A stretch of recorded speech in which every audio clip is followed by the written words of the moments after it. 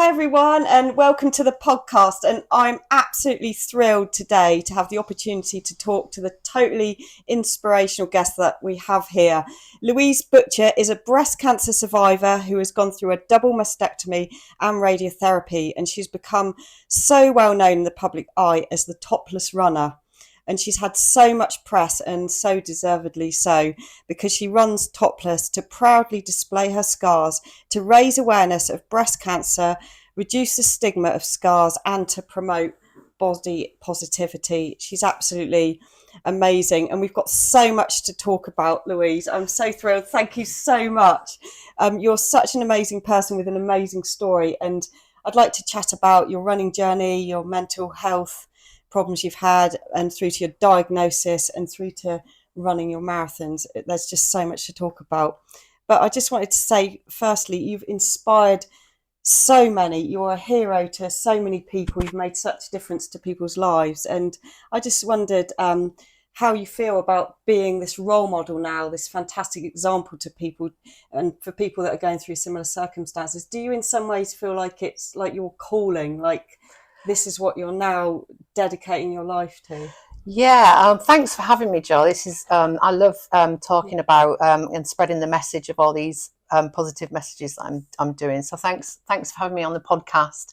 So yeah, it is kind of like a calling. I always say that I kind of did the fun things like have children, get married, and then I think when you get to a certain age, especially like I kind of turned 50 last year, you kind of go, what am I actually here for? And it was kind of a bittersweet moment when I got told I had breast cancer, because although at that point I couldn't see into the future, it was a really negative, devastating, dark time. It's kind of flipped into a positive, and actually feels like a calling now. Yeah, definitely feels like that. Yeah, and I also want to talk about like the honour I've just had to run with you. I mean, we had fun, didn't we? We recording did. a meme before. Oh, so funny. The fact that you just said that makes me laugh, because that is my honour. Oh my God, I'm literally like, I can't believe I'm running with Joe Pavey. I mean, 3 years ago, like 2.5 years ago, I wasn't really a runner. And then I'm running with an Olympic champion. So actually it was quite funny, wasn't it? We did actually laugh. Yeah, and I just felt so honoured. And of course, you did the brilliant thing of running topless, and I was interested in people's reactions. I could see the positivity, and also I felt guilty. I was wearing lots of clothes, and I was thinking, aren't you cold? And I felt so proud to be running with you. And that's really, oh my God. I tell you what's really quite funny about anybody who kind of runs with me when I run topless, they kind of say the same thing. I think because I've got used to it, and I've done it for 12 months now, it's become it's normal to me to do, and I forget that I'm doing it. Yeah. And that's what's but I do like I pass on the empowerment to the other person, because they are in that moment with me, and they sense the positivity around it, which is you're really right. good. I did feel that. I felt like, wow, I feel like I had the opportunity to spread that positive message through you, because like, wow, look what we're doing. And that was great. And I was interested that people were taking it as a positive thing, and you could see that you're spreading that message. And you know, that is definitely the overwhelming thing that's happening. But have you experienced any negative reactions? Because you always get trolls in this life. Yeah, I mean, to be honest, it's not been as bad as I thought. So when I initially started doing topless running, that first virtual London marathon that I took my top off, I did go out there expecting negativity, and it wasn't like a troll sense of negativity. It was, obviously there's a stigma related to mastectomies and staying flat. So I knew that not everybody was going to be like, oh yeah, this is great. So I knew that was going to be there. So I don't look at it as a negative. I look at it like an opening for discussion. So if someone on social media says something like, we don't need to see this, we're looking in the aspect of, why don't we need to see this? What in society has made us feel that we don't need to see this? And then what's really good about social media, as a lot of people see, is other people jumping on the conversation and the discussion. So you won't necessarily have to do that yourself. I never ever I never answer to any negativity. Other people do it. So it kind of opens up all this discussion of the stigma involved, which shows the stigma. Because if I'd have gone out and everybody would have been, yay, this is great, it would have been a little bit like, well, why are you doing it? So it's all good. Is it like, in a way, it gives you that reason? It shows that your role is necessary. Yeah, definitely. And it kind of must, in a way, make you realise, yes, this is what needs to be done. Yeah. And it must, even in a way, encourage you more. It does encourage me more, because the more I see these conversations opening out, and then they'll spur off into another conversation, and then I get messages from women saying, this has made me feel better about my mastectomy, the more it encouraged me to do it more. And to be honest, I love running topless anyway. Even if this didn't have a message, I'd do it, because it's just so refreshing, especially when it's hot and you're getting all sweaty, and the feeling of the breeze on your chest, which you haven't felt since you're like 11, before you grew boobs. So I would do it anyway. But along with the empowerment and the messages, it's all just amazing, really. So I was going to ask you what it felt like, and you're saying how refreshing it can feel. But what about when it's really, really cold? You still want to spread that message. Oh my God, the cold is good, because I think as well, like anybody who does anything like extreme, like, I mean, even cold water swimming, your body adapts to that. So because I've done it for 12 months and I've done it on really cold days, I've done it over Christmas, and one day it was snowing, my body's adapted to it.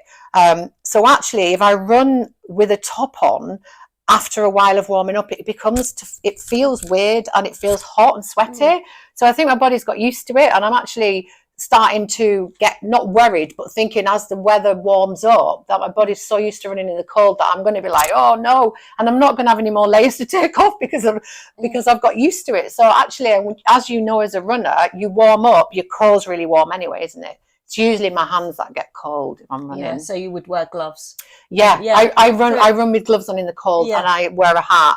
Sometimes. Yeah. Well, we obviously got that all sorted. Yeah, you know what you're that's what's doing. Quite funny about it. I've got my hat and gloves on and nothing here. But so obviously you've done the virtual London Marathon and the Braunton Marathon topless now, but I'd like to go back a bit and talk about the start of your running journey, and how that started. I hear that you'd initially started running because you found it so good for your mental health, way before your diagnosis. So I struggled with my mental health most of my life. I've had anxiety, eating disorders, general anxiety, and then I had health anxiety, which was probably the worst kind of anxiety, because you constantly think there's something wrong with you. And then obviously the symptoms go physical, and then you think, oh, actually there is something wrong with me because I'm having heart palpitations.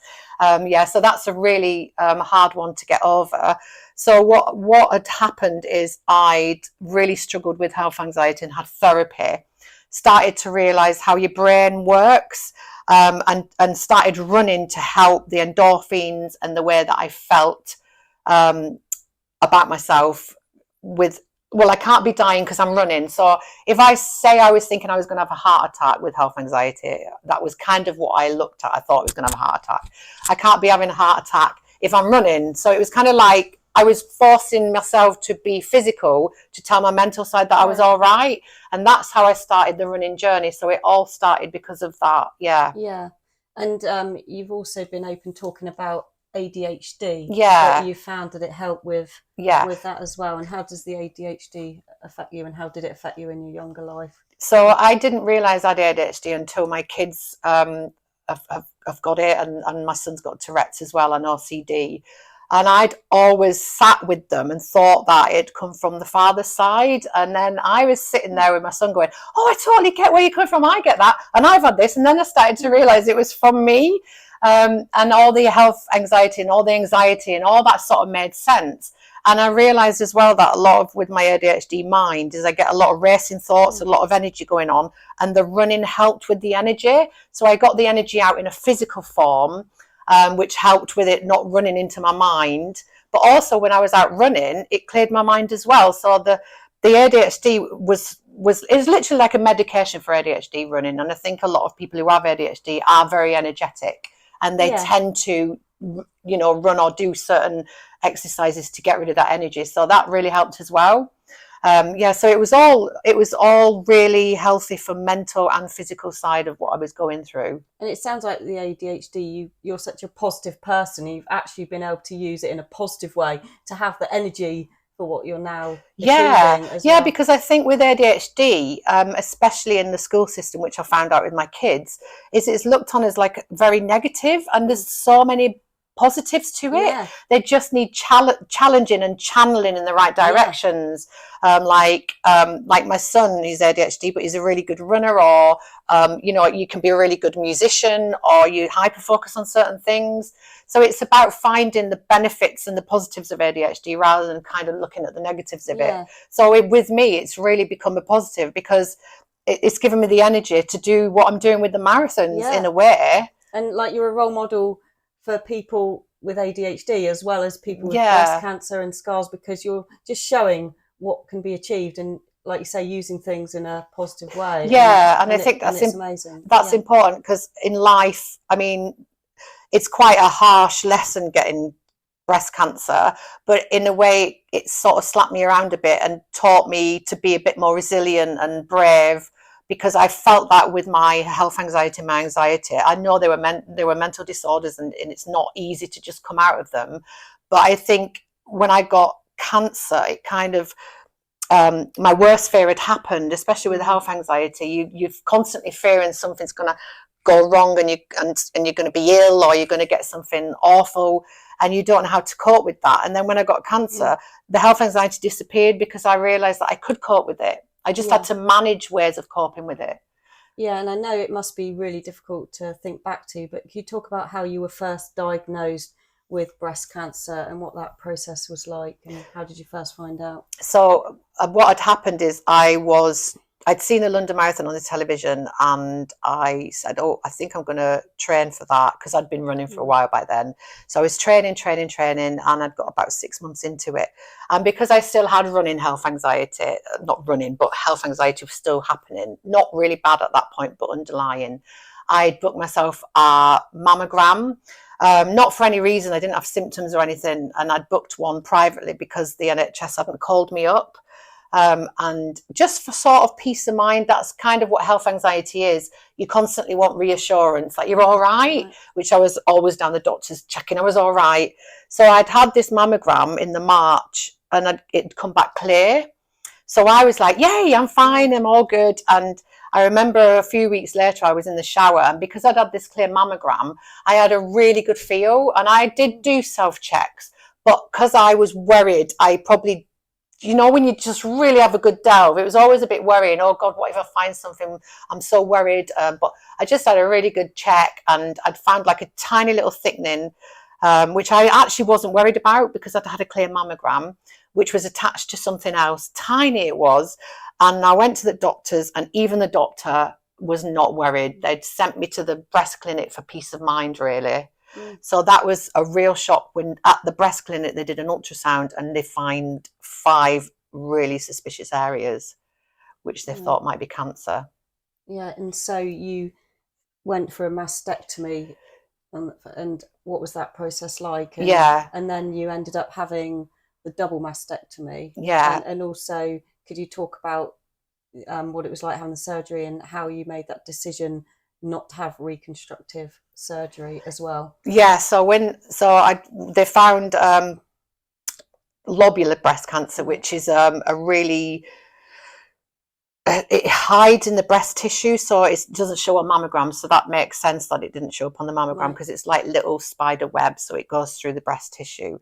And I had the mastectomy in June, because lobular is really sinister, and it doesn't show up and get clear margins, so they had to take the breast off. I was really struggling with one breast. I found with my research as well that a lot of women do struggle with one, because you can't move on. You're constantly reminded what you've lost. So I really advocated that I wanted the right breast off as well, which actually is not as easy as it seems, because the NHS don't like taking off a healthy breast. But I did get that taken off, because they had to go back in on the left side to get clear margins. So I had the double mastectomy, but the one thing that kept me going through all the devastating dark time of those surgeries was the running, because I kept training. A lot of people thought I was a bit mad, and they kept saying, no, you can't do the marathon, because obviously I was doing the virtual London Marathon that October. But that was the only thing that didn't change. Everyone else changed around me, the way they looked at me. My life had changed, but the whole focus on the running and the getting that marathon done didn't.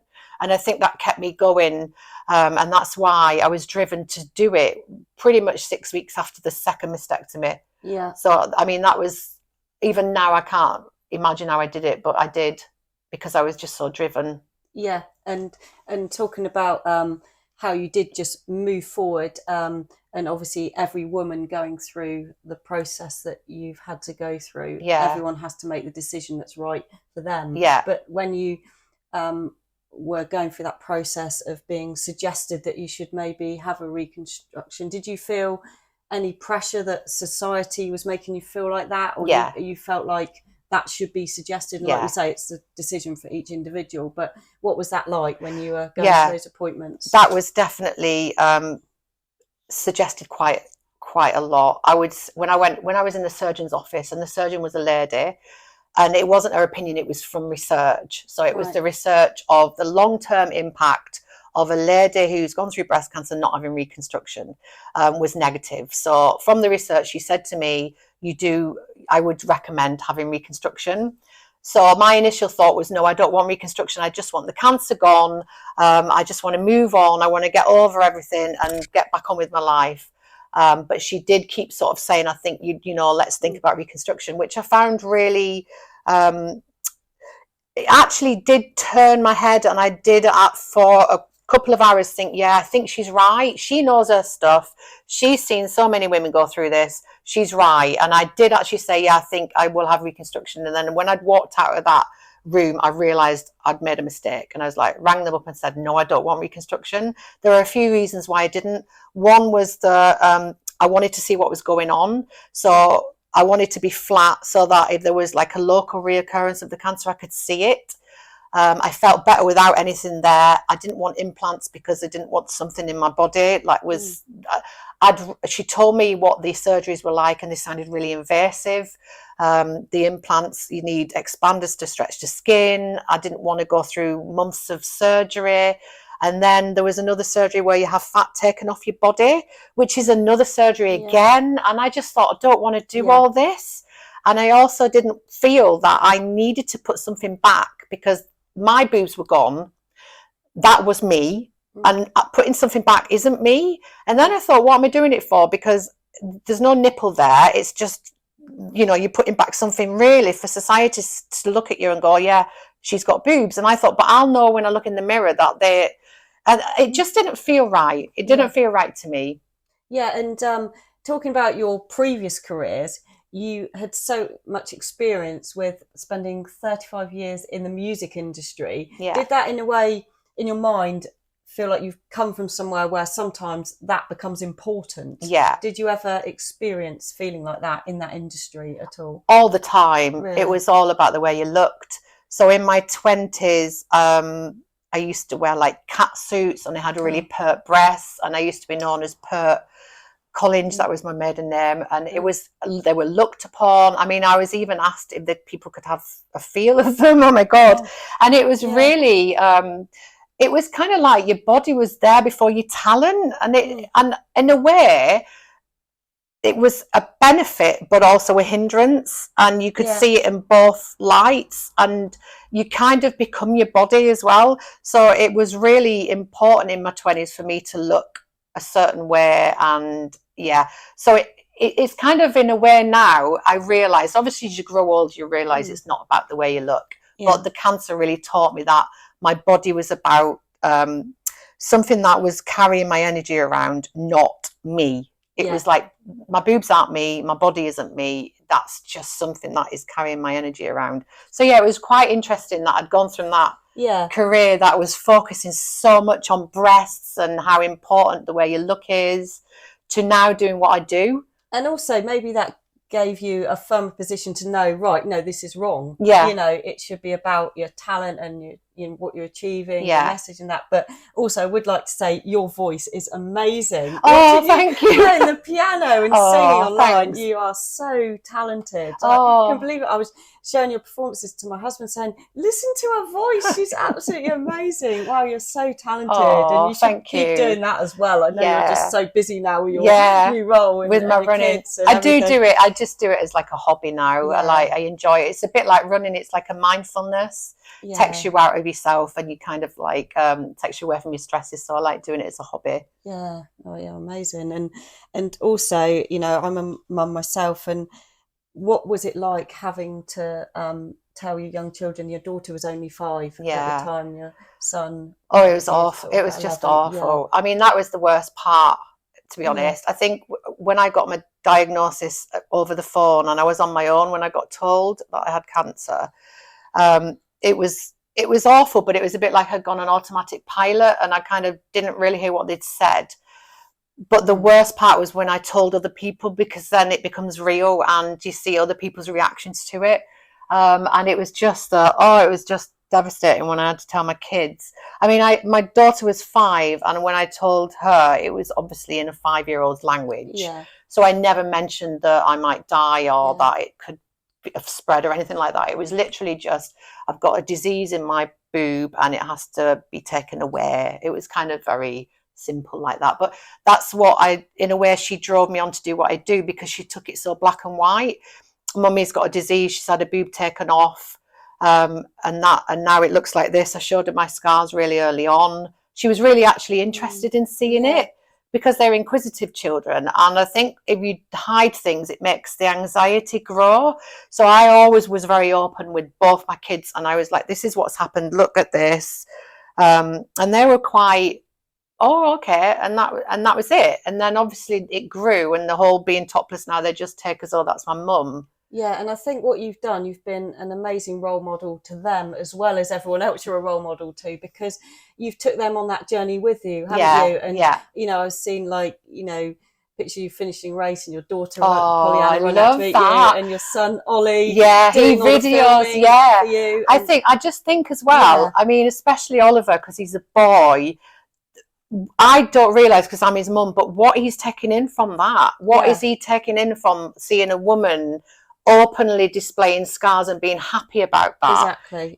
And that's what I wanted to show other children as well, and other people, because I think a lot of the negativity when I started running topless was, I did get quite a few comments about your traumatized children, and I actually thought that's not actually true. The traumatizing comes from the hidden and the anxiety that you create around children. So I'd learned that from my own children, so I knew where that was coming from.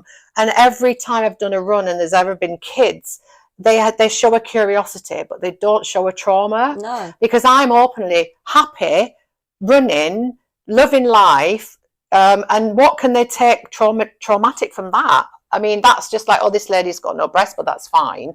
But if I was so traumatized in my face, hiding, that would become the anxiety, I think. No, you're totally right. By showing that you should be comfortable with this, you're making them find situations not traumatic, and you're getting them to accept everything. Like you say, if you were there being scared or coming up, you're actually in creating that anxiety in their mind. So that's really, and you're passing it on as well, because you do that in any sense of anxiety, don't you? If you're anxious, you pass it on to your kids. So I wanted to show that whole, especially when I'm running, like, when you're running, you're quite joyful, you've got the endorphins, so you're even more happier than if you were walking with scars. You're running with them, and also you're showing the strength and the power, which I like to flip from a cancer survivor or someone who's lost a breast being a little bit vulnerable and weak, maybe, that you're flipping it into running a marathon with those scars, and you've a breast cancer survivor running marathons and being powerful and strong.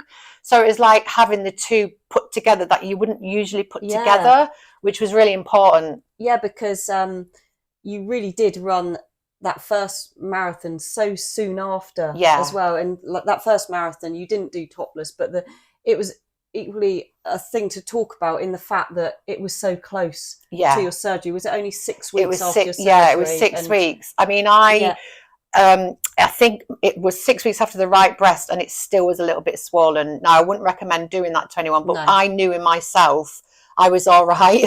But it was, I think the sense of the drive behind that was the pity that I didn't want. So I think the first thing you get, and this is not on anyone, because I think it's a caring sense that humans do, is that as soon as you say you've got cancer or breast cancer, especially, you think you might lose your breast, is that pity, that, and it's a caring pity, but you see it as a feeling sorry for me, and I hated that. I hated it. So I kind of wanted to show people, don't pity me. I'm running a marathon. Don't look, even though I might have lost my breast and I might have been through cancer, but I'm running this marathon. So it was kind of like that drove me on. Did it help you physically and mentally having this goal and the focus? And is that, a great thing that running also could help you through? Oh my God, the running in a way saved me in both, because I do feel I healed better in my scars from the running, because obviously when you're running, like, your body's pumping the blood around, and I think the nutrients and all that went to my scars, because I healed really quick from both my surgeries, really quite quick, and I think that was down to the training. And obviously getting up and about rather than sitting and feeling, and also the running mentally, I had this focus. I've got to do this marathon. I'm doing it. And I was running for charity as well. So I had all that going on. I had to keep that going. So physically and mentally, it was just a massive, big thing for me. And I do feel that if that wasn't there, I wouldn't have got through it as easily. You'd only just finished radiotherapy, hadn't you? A few days before. Yeah, so I did the radiotherapy and ran 3 days after the radiotherapy. So if anyone out there is thinking, oh, I could never run a marathon, they should take inspiration. If you can run a marathon, like so soon after all that, they can definitely run a marathon. I think so, I remember the nurses saying, what, you need to rest at the weekend. I went, oh no, I'm running a marathon. And they literally thought I was making it up. Yeah, it's a sort of phrase you hear people say, isn't it? Oh, run a marathon. And so, but it was actually real. That, fascinating. And so after that, you thought, right, now I've done that. My next thing is going to be doing the marathon topless, because you thought, right, I've achieved that, I've shown that I can run after having breast cancer, but now I want to spread that message. Was that how you felt? How did that first come about? It was a little bit like that. I'd done that marathon, and then it was I did another virtual marathon in the April, because obviously the London Marathon went back to being in April again after the October. So I only had 6 months, and I was going to actually do that marathon for a better time, because I did it in 5 hours, 5 minutes, which I thought was great because it was my first marathon, but I wanted to kind of do it in 4.5. But then I started to think probably about a month before, I want to get more out of it, really, because it's a big thing, a marathon. I wanted to, I was going to get a better time, but I wanted to do something more with it. And I'd done a lot of research on the breast cancer forums, and I'd seen a lot of negativity around mastectomies, staying flat, not having reconstruction, and a lot of women feeling really shameful and sad about the way they looked.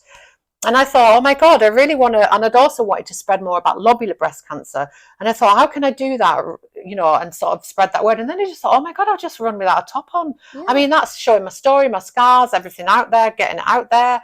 And it kind of just came like that. It wasn't something I thought about too much. I didn't go around asking people if it was a good idea, because I knew that I'd get, no, it isn't. So I didn't ask anyone. I just went, I'm going to do it. And then I just did it. So it wasn't really so much. And like you were saying, you were listing all the things you want to say. By doing that, you were able to say so much at once, weren't you? Well, because I didn't need to say anything. I just literally had to run this marathon with no top on.